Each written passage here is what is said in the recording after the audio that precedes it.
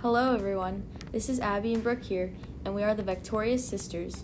Today we are discussing the story of a woman of impact, Jocelyn Burnell, who broke barriers in her field, changed communities, and took many inspiring actions.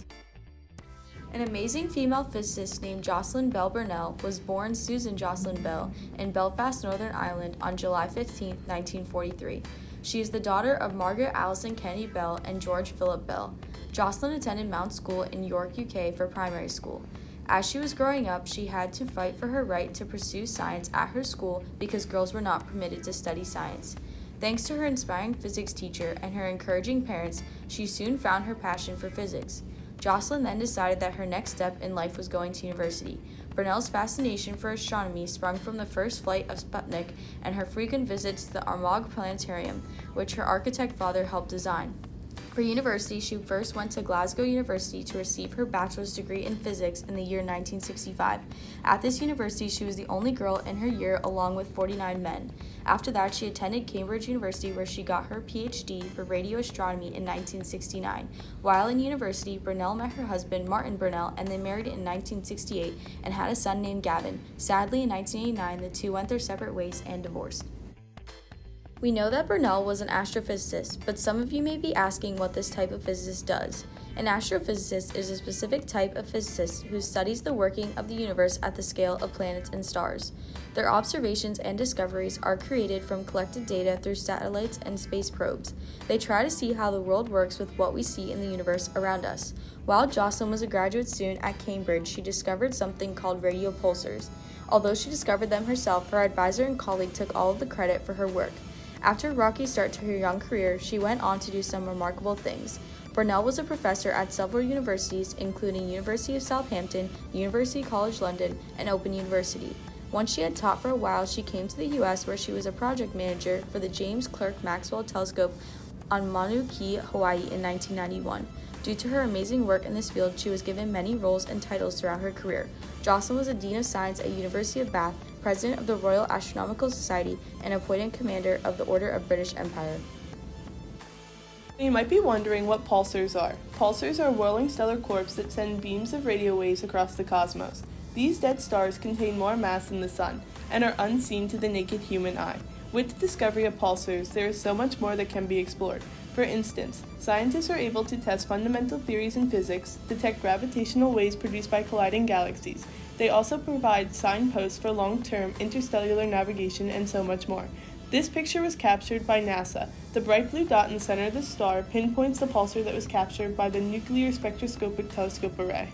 Originally, when Burnell received the letter that she had gotten accepted into the University of Cambridge, she had felt that the admission team had made a mistake. She expressed in an interview that because she was from a small town in Northern Ireland as a woman with a bachelor's degree in physics, that she was not worthy of such an education.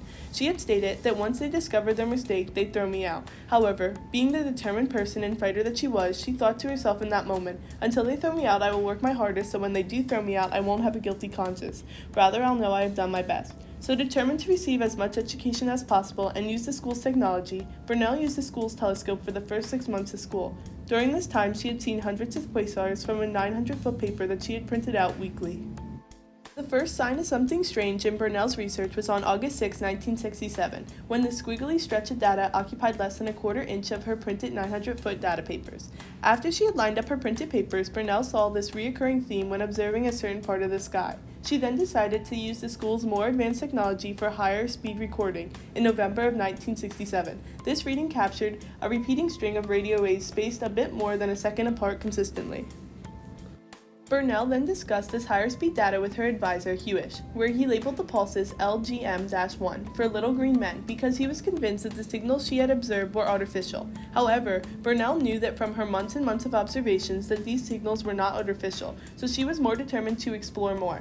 She soon found a second pulsating object found by a third pulsating object, then a fourth, and Hewish then realized that these were actual recordings. In this moment, Burnell had discovered a natural precise cosmic clock that later became known as pulsars. This took several months before it became identified as the spinning neutron stars. So on November 28, 1967 was the day that became known that the first pulsar was found by the observation of Jocelyn Bell Burnell and her supervisor Anthony Hewish. Burnell and Hewish then published a paper together describing the discovery in February during the year of 1968. This then led to a wide range of awards and many disappointments for female physicists. Unfortunately, Bell did not receive recognition in the 1974 Nobel Prize in Physics for the discovery of pulsars. Not giving the prize to her has been a point of controversy ever since. Jocelyn was the one who had to be persistent with Hewish because at first he was ignoring her work and was very skeptic. A few of the many awards that she received throughout her career is the Albert A. Michelson Medal of the Franklin Institute of Philadelphia in 1973, the Institute of Physics President's Medal in 2017, and in 2018 she received the Special Breakthrough Prize in Fundamental Physics for her discovery of the radio pulsars, where she received $3 million in prize money but decided to donate it to the UK Institute of Physics, which will fund grants for physics students from underrepresented groups. Burnell had no idea how revolutionary her discovery would be. So as we close this wonderful discussion about Jocelyn, I leave you with these two quotes of encouragement that Bell once said. Initially, when you stumble on something new, you're really working in a fog. You can see a few things through the fog, but not many. And goodness, haven't we moved a long way in 50 years? And also, be persistent, hang in there. Things rarely get handed to us on a plate. Life is not easy for female physicists, as we saw, but there is no reason you cannot fight for what you want.